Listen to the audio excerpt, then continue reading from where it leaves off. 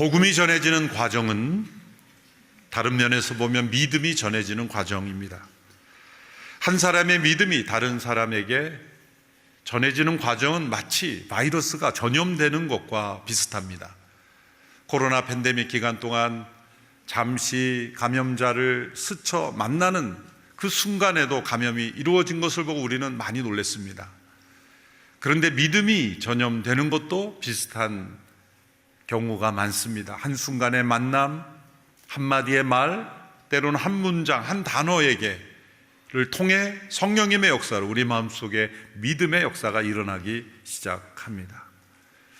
사도 바울이 죄수의 신분으로서 이제 로마의 권력자들 앞에 재판을 받고 있습니다. 23장에서는 유대 권력자인 산헤드린 공회원에서, 이제 24장부터 26장까지는 펠릭스 총독, 베스도 총독, 더 나아가 아브리카 왕까지 이제 로마의 권력자 앞에서 자신을 변호하는데, 그는 자신이 그 상황에서 벗어나기를 구하지 않습니다. 억울하다는 호소도 없습니다. 그는 오직 예수 그리스도 그분만을 증거하고 있습니다. 부당한 주장에 대해서는 변호를 하지만 근본적인 것은 그는 예수 그리스도를 증거하는 데 초점을 두고 있습니다.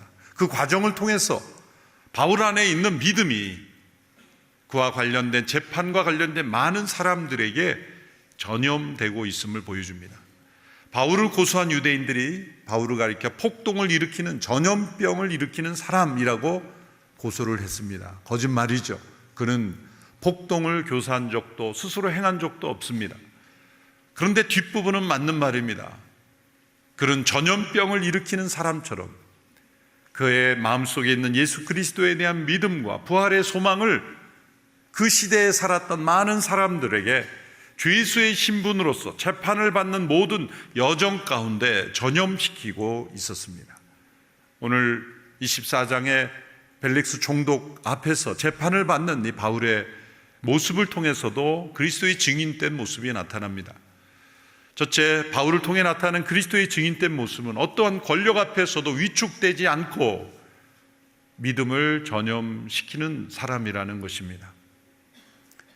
24장, 25장, 26장 이제 벨리스 총독, 베스도 총독, 이 벨리스의 후임인 베스도 총독, 그 다음에 아그리파 왕에 이르기까지 그는 최고의 권력자들 앞에 섰지만 전혀 위축되지 않습니다. 23장에서 산헤드린 공회원 앞에서도 그는 위축되지 않았죠. 이제 로마 권력자들 앞에서도 위축되지 않습니다. 당대의 최고 권력자들 앞에서 조금도 위축되지 않은 것은 그가 진실했기 때문이요, 거짓이 없기 때문이며, 그리고 그리스도의 영으로 충만한 담대한 증인이었기 때문입니다. 세상의 엄청난 권력은 어떤 정치 권력만으로 존재하지 않습니다. 우리가 살고 있는 이 세속 사회에 사상적 권력도 있습니다. 여러분, 진화론은 이 학교에서 진리로 여겨지죠. 그러나 우리는 진화론은 출발을 보면 생명의 기원에 대해서는 설명하지 못합니다. 단세포에서 다세포로, 단순한 세포에서 복잡한 구조로 그렇게 바뀌었다고 하는데, 중간에 어떤 작은 변화가 있었는지는 모르겠지만 그럼 그 단세포는 어디서 태어난 것입니까? 진화론은 거기에 대해서 답변하지 못합니다. 창조로서 세계가 존재하지 않는 이상, 시작하지 않는 이상 변이 자체가 불가능한 건 아니겠습니까? 생명의 기원에 대해서 설명해 주지 못함에도 불구하고 생명과 관련해서는 진화론만 진리라고 그렇게 가르치는 이 사회의 과학과 지식의 세계는 사실은 우리에게 엄청난 위협으로 다가오죠. 이러한 세상에서 창조를 증거한다는 것은 바보처럼 여겨지며 미신을 믿는다고 여겨집니다. 여러분, 소수자 그러지만 우리가 소수자입니다. 우리가 창조를 믿는 우리가 소수자입니다. 여러분, 생명에 관련된 과학자들이 과학의 영역에서 창조를 함부로 논문 못 씁니다. 매도당합니다. 소수자입니다.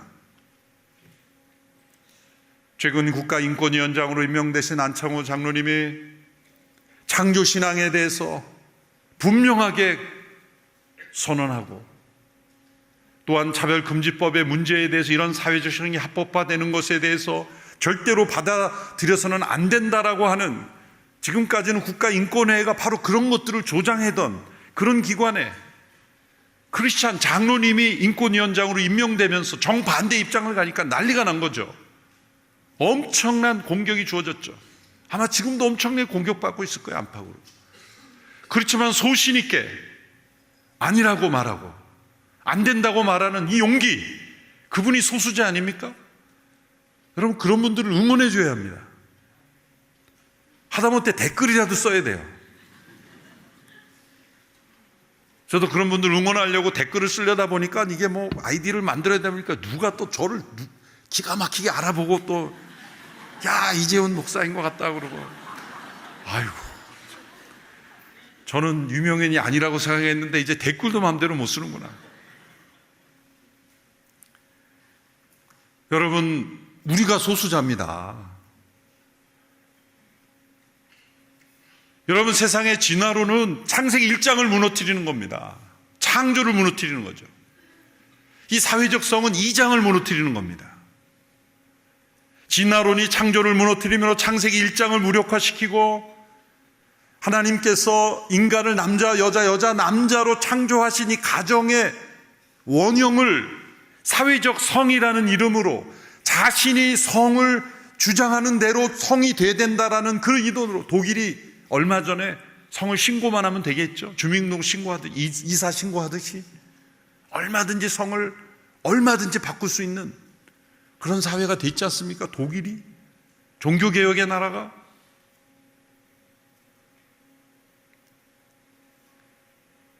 그것은 창세기 2장을 무너뜨리는 겁니다. 여러분, 1장과 2장이 무너지면 어떻게 됩니까? 3장부터 세상이 시작되는 거예요. 그건 타락의입니다. 타락한 세상이 정상으로 시작하는 겁니다. 창세기 1장, 2장은 타락하지 않았을 때에 보시기에 좋았더라고 하는 이 세상이 어떤 모습인가? 우리가 회복되어야 될 모습이 어떤 모습인가? 그것을 우리에게 보여주고, 인간이 지금 타락한 죄악의 상태라는 것을 보여주는 우리의 그 원형의 하나님 나라의 모습을 진화론을 통해, 사회적 성을 통해 무너뜨리는 겁니다. 우연이 아닙니다. 엄청난 전쟁입니다. 창세기 1장은 이미 진화론에 의해서 세상에서 왜 기독교학교 성경을 못 가르치게 합니까? 창조를 가르치고 올바른 가정을 가르치니까 그러죠. 2년 전에 교과서 개정 지침서에 들어가 있던 내용은 그 문구를 보면 기가 막힙니다. 정상가족이라는, 가정이라는 신화를 버려야 된다.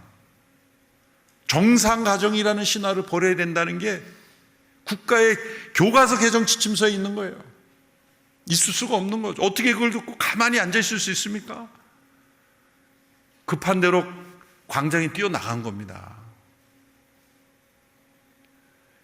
창세기 1장이 진화론에 공격받아 무너지고 2장이 사회적 성에 의해서 가정이 해체되는 하나님의 창조 질서의 가정의 질서가 무너지면 3장이 정상이 되는 거예요. 그럼 세상은 어느 누구도 올바른 것은 이것이다라고 말할 수 없게 되고, 올바른 가정은 이것이다라고 말할 수 없게 되는 거예요. 그게 대법원 판례에서 이제 누구든지 동성도 같이 살면 배우자처럼 인정, 이것이 합법화의 문을 여는 거죠. 앞으로 지금 수십 건의 소송이 들어오고 있습니다. 법적으로는 이길 수가 없을 것 같아요. 시간 문제입니다. 이제는 뭐 세미나하고 또 뭐 국회의원 찾아가 얘기하고 뭐 성명서 발표하고 아무 소용이 없는 시대가 돼버린 거예요. 그 판례 하나로. 시간 문제입니다. 그래서 광장에 나가는 겁니다. 넉넉고 가만히 점잖게 있으면 우리의 자녀들 다음 세는 다른 세상이 되어버립니다. 그때 가서 이렇게 될 줄 몰랐다, 아니죠. 알았죠. 침묵한 것뿐입니다. 외면한 것뿐입니다. 이런 문제를 심각하게 생각해야 됩니다. 미국의 지금 상원에서 지금 다루고 있는 가장 큰 문제는 남자가 자기가 여자라고 주장해서 여성 스포츠에 참여해서 여자들을 때려 눕히는 거예요. 그걸 상원의원이 질문하는 겁니다. 남자와 여자의 차이가 뭡니까? 그러니까 그런 사람들은 거기에 대해서는 답변을 안 해요. 한 여성 선수가, 수영 선수가 남자가 자신의 여정 선수라고 와가지고 탈의실에 들어와서 그 엄청난 것을 수모를 당하고 모욕을 당한 것을 상원에서 증언해도 법이 그렇게 돼 있다는 거죠. 캘리포니아, 샌프란시스코, 미국의 두 주가 가장 심각하죠. 그것이 정상이 되는 사회, 그것이 법적으로 보호를 받는 시대, 자신의 주장이라면 인간의 성을 뛰어넘는 그 사회가 정상입니까? 그렇게 되어야 차별이 없는 사회입니까? 수많은 사람들이 차별을 받고 부작용을 일으키는 거예요. 그것을 막는 것이 왜 혐오입니까? 아니죠.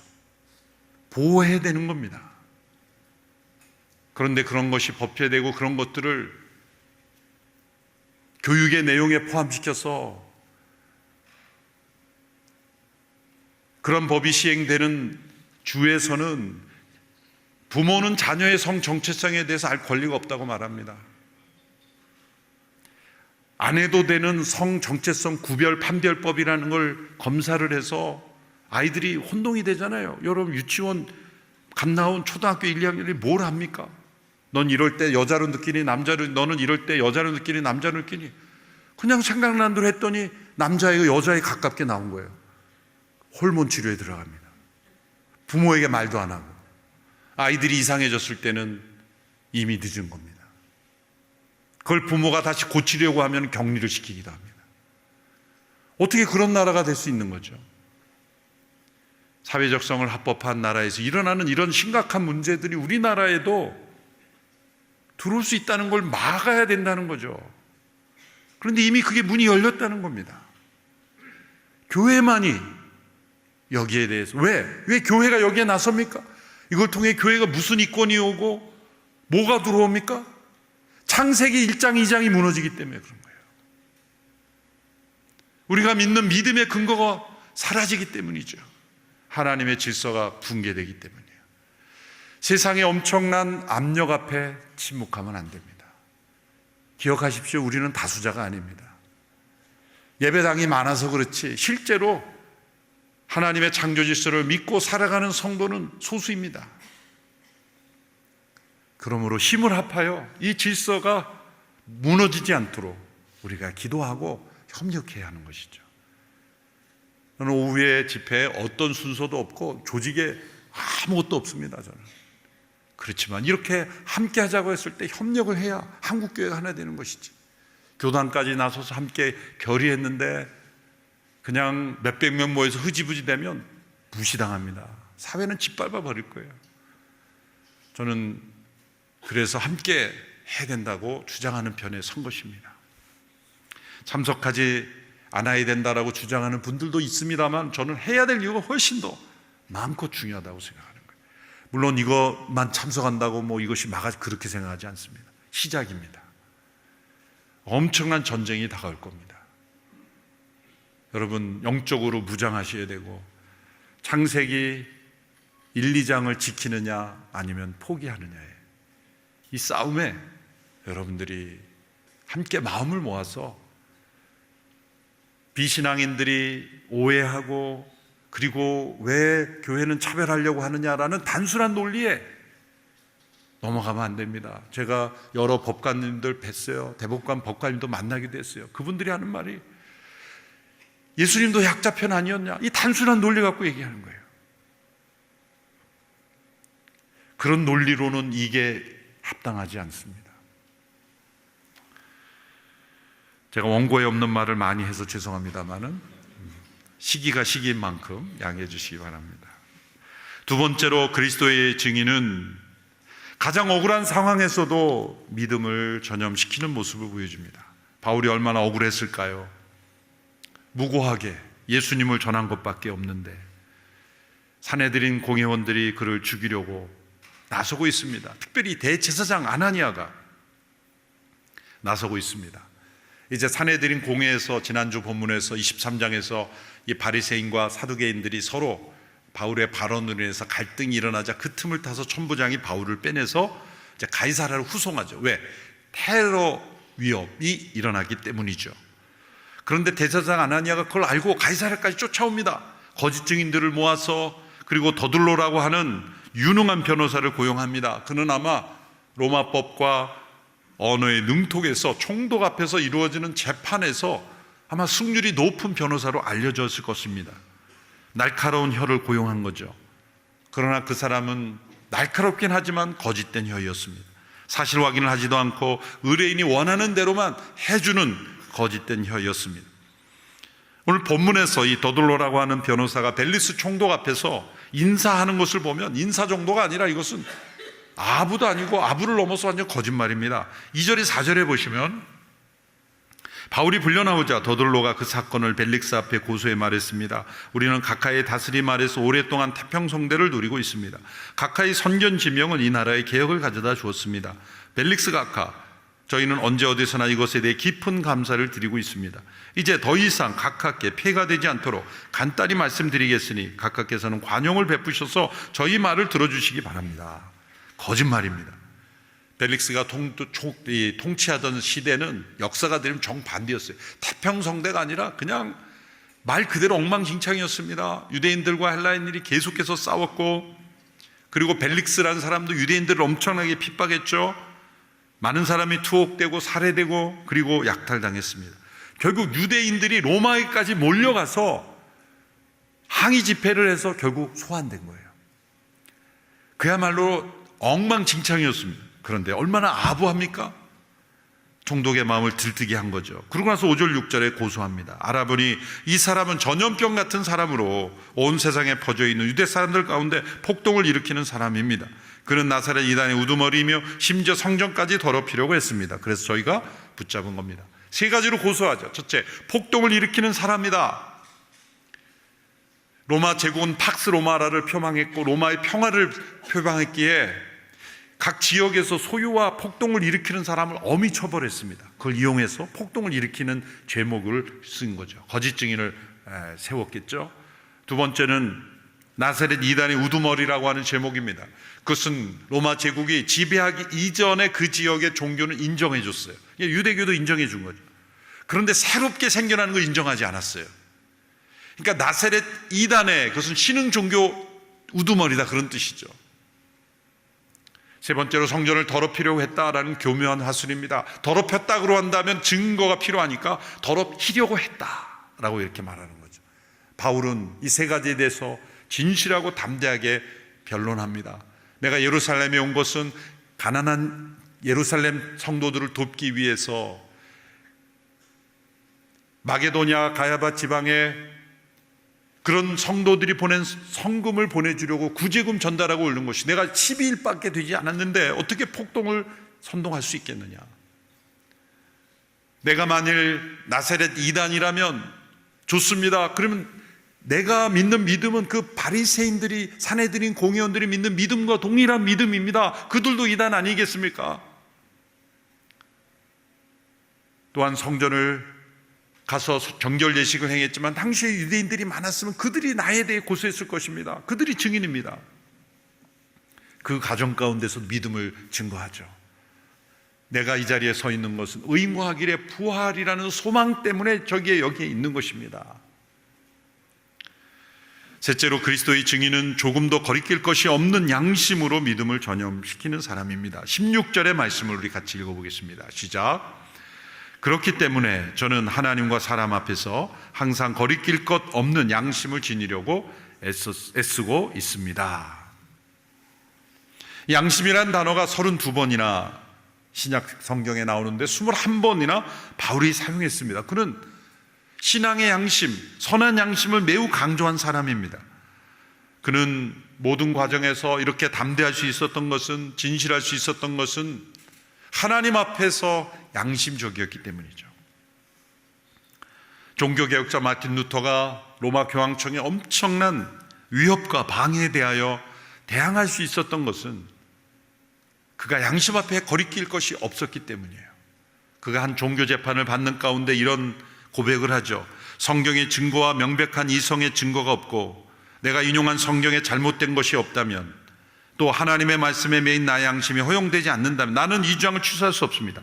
강조하기에 이 부정문으로 썼는데 쉽게 말하면 이겁니다. 내가 이 주장을 취소할 수 없는 것은 성경에 잘못이 없고 이성적으로 잘못이 없고 내 양심에 거리낄 것이 없기 때문에 나는 취소 못하겠다, 그 말입니다. 양심은 하나님께서 우리를 창조하실 때 넣어주신 기능입니다. 하나님의 뜻을 알아갈 수 있는 기능이죠. 양심이란 뜻은 함께 알다라는 어원을 가지고 있습니다.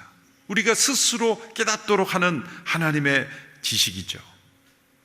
그런데 죄로 말미암아 이것이 타락해졌고 기능을 발휘하지 못해서 죄가 심할수록 양심이 오염된 것입니다.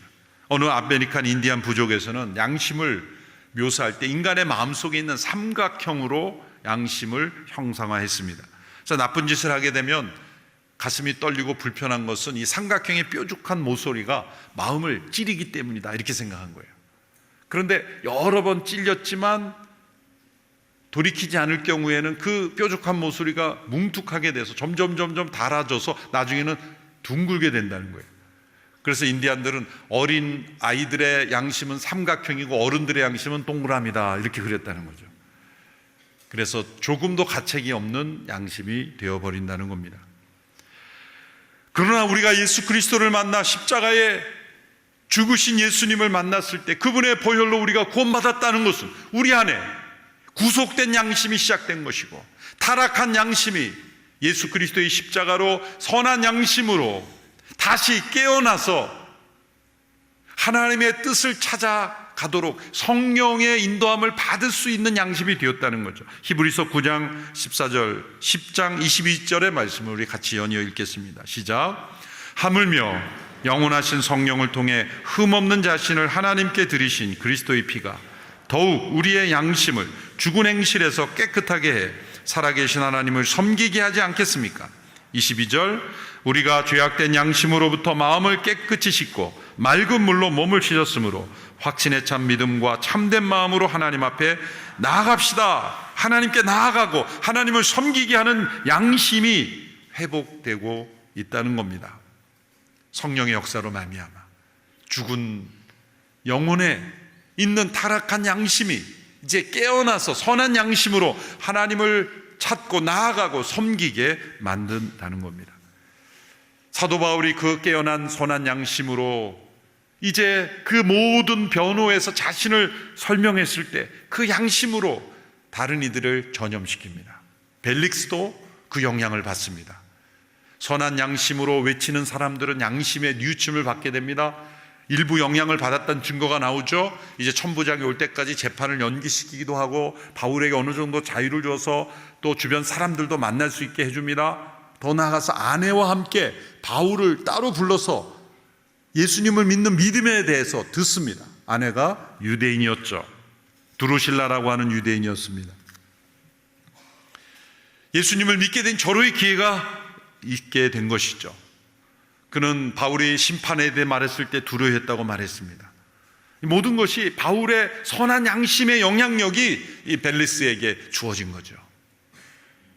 빌라도도 예수님을 재판했을 때 그의 양심의 가책을 좀 느꼈죠. 그래서 3번씩이나 이 사람은 무죄하다라고 선언했죠. 그러나 이 빌라도와 벨릭스 총독 두 사람 모두가 결국 살아온, 비양심적으로 살아온 그런 영향력을 이기지 못하고 비겁하게 빌라도는 자신의 위치를 지키기 위해서 예수님 십자가에 넘겨졌고, 벨리스 총독은 혹시 바울이 자신에게 뇌물을 바치지 않을까 해서 바울을 수시로 불렀다는 말씀이 나오죠. 게다가 유대인들의 환심을 사기 위해 바울을 2년이나 감옥에 내버려 두었습니다. 빌라도나 벨릭스 총독 양쪽 모두가 유대인들이 압박을 가했죠. 빌라도에게도 당신이 우리에게 협조 안 하면 우리가 로마에 가서 데모할 거다, 그러니까 내어준 거고, 벨리스 총독도 그랬을 거예요. 워낙 잘못한 게 많으니까 우리가 로마에 가서 항의할 거다, 그러니까 벨리스 총독이 환심을 사기 위해 2년이나 더 감옥에 붙잡아둔 거예요. 한편으로는 양심의 깨우침이 있지만 그 양심을 따라 하나님께 나오지 아니하고 세상적인 욕심으로 양심을 덮어버린 지도자들의 모습입니다. 그러나 틀림없이 로마 제국의 이 믿음이 전염되는 출발점은 됐을 겁니다. 후에 몇 세기 후에 로마 제국 전체에 이 기독교의 영향력이 미치게 된 출발점은 어디였을까요? 바로 사도행전이며 바로 사도 바울이 이 재판을 받는 과정에서 천부장을 만나고 총독을 만나고 아그리빠 왕을 만나고 그 과정 가운데 저 사람 안에 있는 저 믿음은 무엇이냐? 그 믿음의 영향력이 이제 로마 제국 전반에 걸쳐서 전염된 것이죠. 우리가 받은 이 믿음의 은혜는 누군가를 통해 전염된 것이죠. 하나님께서 누군가를 통해 우리에게 믿음을 전해준 거예요. 그러므로 우리를 통해 누군가에게 전염되어야 합니다. 어떠한 세상의 압력, 어떤 권력, 어떤 억울한 상황에도 불구하고 우리의 믿음은 전해지는 것입니다. 바울이 보여준 이 그리스도의 증인된 모습이 바로 저와 여러분들의 모습 속에 있게 되기를 축원합니다. 기도하겠습니다. 살아계신 하나님 아버지, 죄수의 신분이지만 그리스도의 증인으로 담대하게 고백했던 바울처럼 우리가 세상에서 처하는 형편과 상황이 어떠할지라도 그리스도의 증인으로 우리 안에 있는 믿음을 담대하게 고백하고 증거할 수 있는 저희들이 되게 하여 주옵소서. 예수님의 이름으로 기도합나이다. 아멘.